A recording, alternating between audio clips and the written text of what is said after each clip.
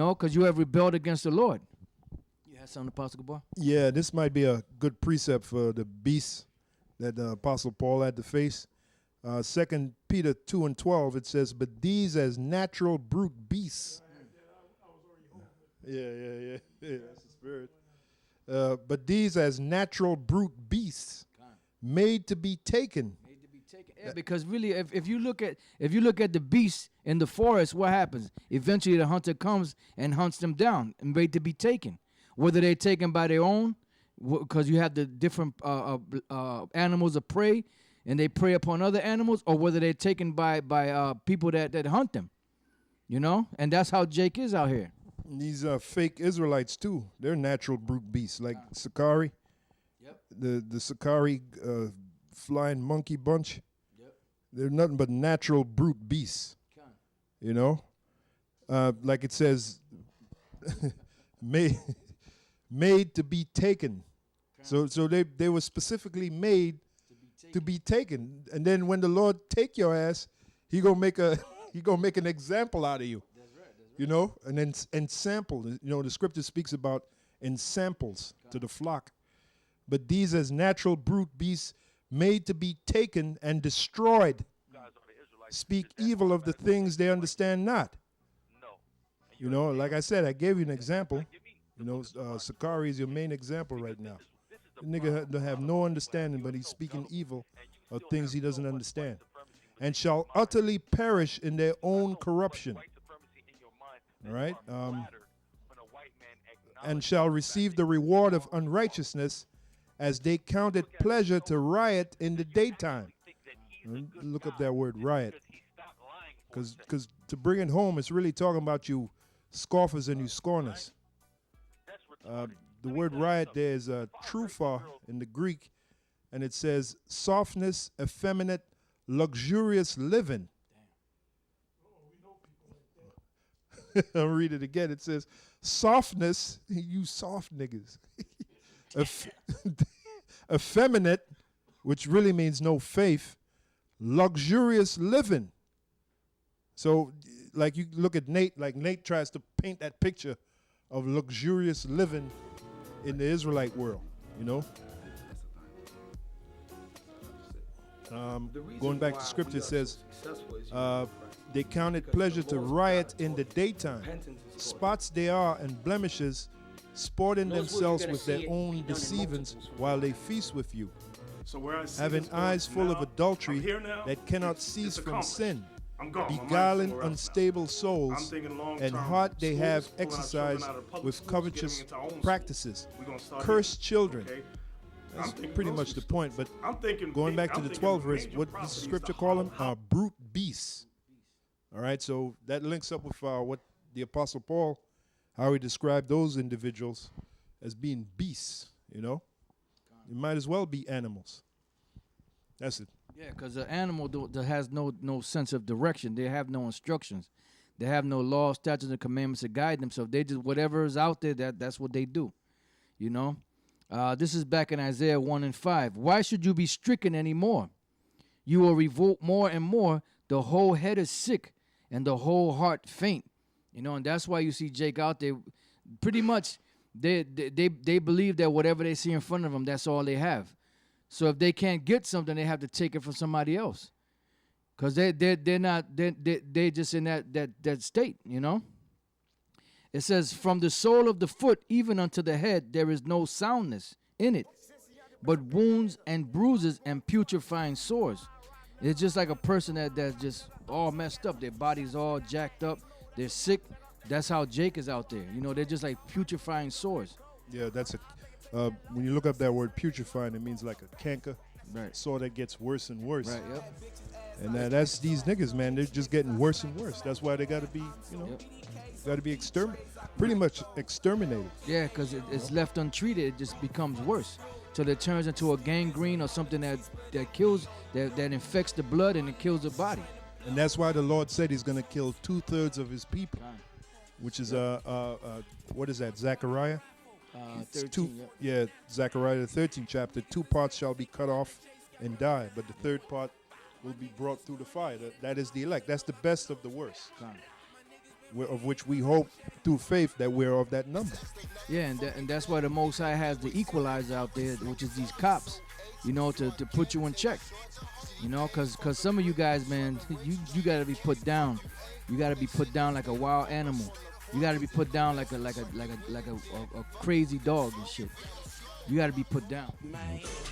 This is two scriptures, Proverbs, and hold for me. 2 Corinthians, 13 verse 6. This is Proverbs 24 verse 23. It says, "These things also belong to the wise. It is not good to have respect of persons in judgment. He that saith unto the wicked, thou art righteous." And see, I'm saying that for the sake of ISUPK. They're going to have their Passover today, which is the 23rd, which they're off by a couple of days. Even Nate spoke about that. He went into it and he said there's a camp out there having a Passover. He counted the days, 14 days.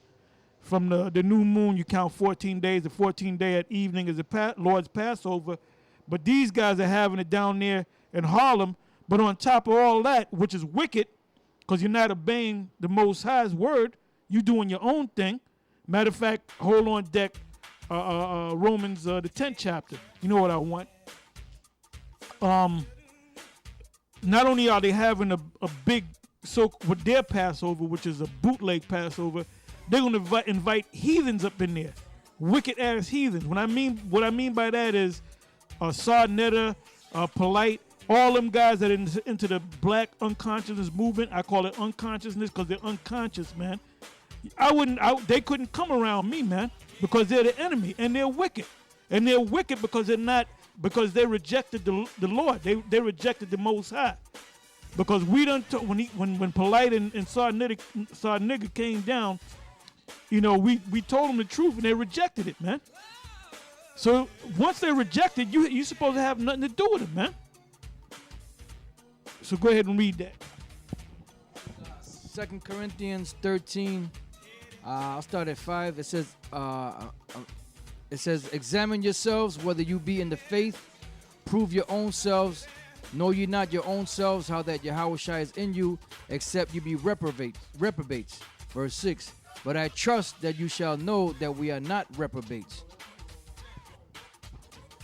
No, it's probably first unequally yoked. 6:13. I'm sorry, that was my fault. 2 Corinthians 6, 13, pointers and 14. Now for recompense in the same, I speak as unto my children. Be ye also enlarged. Be ye not unequally yoked together with unbelievers. For what fellowship hath righteousness with unrighteousness? And what communion hath light with darkness? And what concord hath Yahushua with Belial? Or what part hath he that believeth with an infidel? And what agreement hath the temple of the Most High with idols? For you are the temple of the living power. As the Most High have said, I will dwell in them and walk in them, and I will be their power, and they shall be my people. Wherefore come out from among them, and be ye separate, saith Yahweh B'Shem Yahushai. Speak on that. In other words, if you got people, because now the thing is, they're trying to get all conscious people, because they calling us conscious. Well, you got the conscious Israelites, they're conscious. You got the Moors, they're conscious. You got the Kemetic people, they're conscious. You got Islam, they're conscious. And we all got to we ain't getting together with y'all. Because we first of all, you believe that you're a Kemite. You going back to that African bullshit, man. And the Moors is just a generic term, man.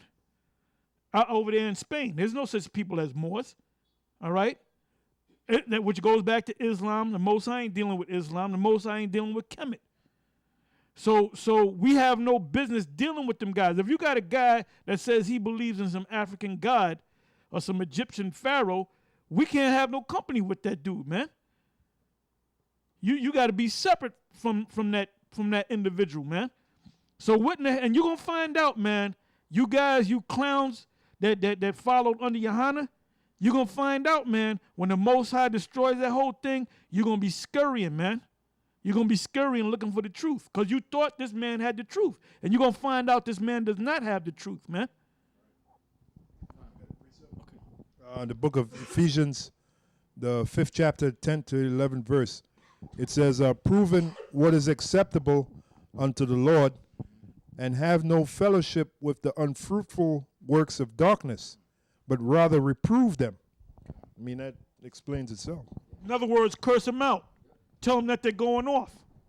Here you got Tazariak talk the debate that Reggie had with the Moore, I forget the guy's name.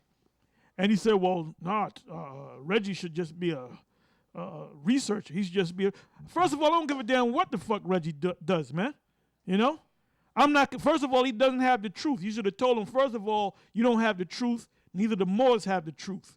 None of you have the truth. And the ones of you that don't have the truth, the end result is death, man. It says back in 2 Corinthians 6 and 17, wherefore come out from among them and be ye separate, saith Yahweh Bashem Yahushai, and touch not the unclean thing, and I will receive you. Yeah, because them dudes are unclean. You can't be hanging around with them dudes. All them demonic spirits that they got on them from that Kemetic bullshit, that's the same shit that Israel was doing in the wilderness. And what did the Most High do? He took them all out. He wouldn't allow none of them to come into the land except for the children. And the only two that came out of Egypt, which was Joshua and Caleb, they were the only ones that were worthy to go into the land. You know? Why? Because they all became unclean because they all were secretly worshiping the stuff, the idols that they were worshiping in Egypt. You know, then they were secretly, wanting to go back. Basically, they wanted to go back to Egypt. So if Egypt was so great, why did the Most High not say, okay, well, you want to go back to Egypt, go back to Egypt?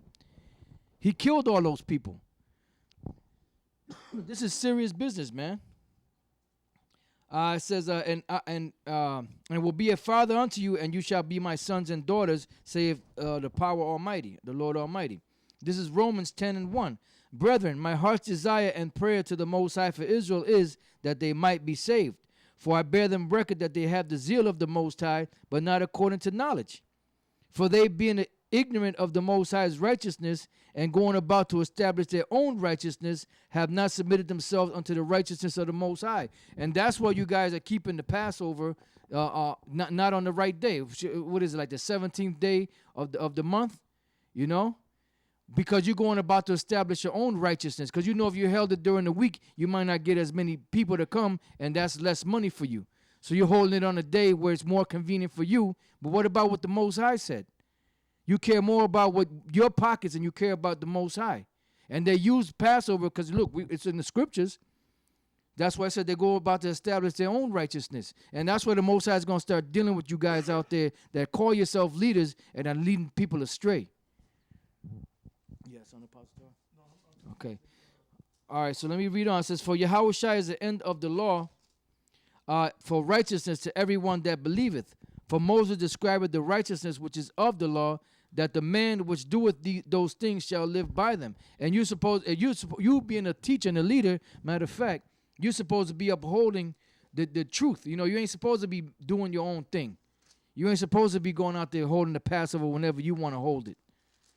This is Malachi chapter 2, verse 7. For the priest's lips should keep knowledge, and they should seek the law at his mouth, for he is the messenger of the Lord of hosts. And right now, the Lord said he's making the whole nation a nation of priests. So you guys out there that call yourself Israelites that are supposed to be leaders, you're supposed to be showing the people the correct way to do things, not no things that's beneficial for you.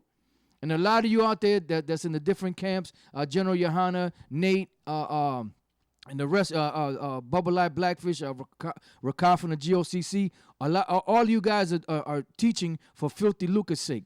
That's your motivation. Your motivation is money. Your motivation is not the truth and the sincerity of the scriptures. Your motivation is this monetary gain. And the Most High is going to deal with you on that, man. And the Most High going to deal with you, troop. Okay, troop. Okay, you thugged out Israelites out there. Deuteronomy 6, verse 5, it says, and thou shalt love thy power, Yahweh, with all thine heart, in other words, mine, and with all thy soul, and with all thy might. And these words which I command thee this day shall be in thine heart. It says, and thou shalt teach them diligently unto thy children. Because what you're doing is not diligent.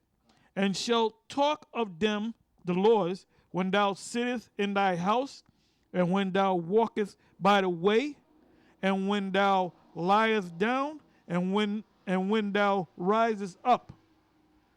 And thou shalt bind them for a sign upon thy hand, and they shall be a frontlets between thy eyes. That's where you get the phylacteries from. It says, and that means, you know what it means, man? Thy hand and thy eyes, it means it's supposed to be in you. But the scribes and Pharisees, they see the laws between my eyes and on my hand. And it's that's why the Lord called them a bunch of hypocrites, man. Most High didn't tell you to wear the laws, the Most High told you to do the laws. It says, and thou shalt write them upon the posts of thy house and on thy gates. For you guys that claim you literally keep the law, you ain't writing on the posts of your gates in your house. And it shall be when Yahweh thy power shall have brought thee into the land which he sware unto thy fathers, to Abraham, to Isaac, and to Jacob, to give thee great and goodly cities which thou buildest not. Because those are the Canaanites. They built it, so you're going to take their houses. It says, and houses full of all good things which thou fillest not, and wells digged, because the Canaanites did that, which thou diggest not, vineyards. So the Most High set it up where all you had to do is kill them off, and this is your home. But that the requirement was you have to kill these Hamites. So you got Divine Prospect talking about there's a connection between us and the Hamites. That's not scriptural. They're the enemy, man. It says, and houses full of all good things which thou fillest not, and wells digged which thou diggest not, vineyards and olive trees which thou plantest not. So the olive trees are going to be there with olives on it when thou shalt have eaten and be full. It says, then beware lest thou forget Yahweh, which brought thee forth out of the land of Martizayim, which is Egypt, from the house of bondage. Thou shalt fear Yahweh thy Most High, and serve him, and shalt swear by his name. So you got guys not calling on the name of the Most High, Yahweh by Shem Yahweh Shai. You got guys not following the Lord to the letter. Because the Passover can't be when you want it to be, man. It's when the Most High said for it to be. Ye shall not go after other gods of the gods of the people which are round about you. So you got these guys in the black conscious community that are following other gods, so you're not supposed to be around them, man. That's why when Sarnetta came down to the camp, them young brothers ignored him, man. Now, if I was there and I would have talked to him, I would have been cutting him. I said, look, man, you still in this nonsense, you know, the Most High is going to destroy you. But them brothers said they chose not to talk to the man. And we don't got to talk to you. Whether we talk to you or not, if we are going to talk to you, we got to set you straight. Look, man, you going off, and I'm just warning you that the Most High is going to destroy you, man. If you keep following that comedic bullshit, the Most High is going to destroy you. But you're not living in reality right now. See, when reality hits you in the face, right before you drop dead, then you're gonna try to get right, but it's gonna be too goddamn late. You ain't getting no money. You think money is your enemy. 1 Samuel 15 and 22.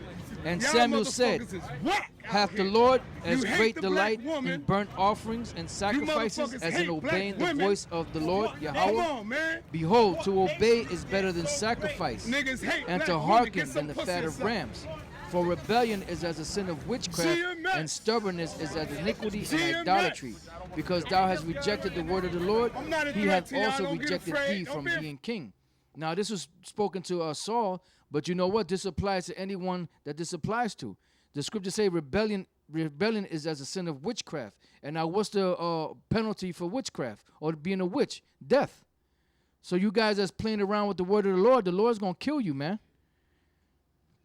It says, this is Isaiah chapter 29, verse 9. Stay yourselves and wonder, cry ye out and cry. They are drunken, but not with wine. They stagger, but not with strong drink. And that's you guys that call yourself in the truth. You know, you have the truth. You have the basics, of the truth going back to 1 West. No, but you staggering off your own philosophies.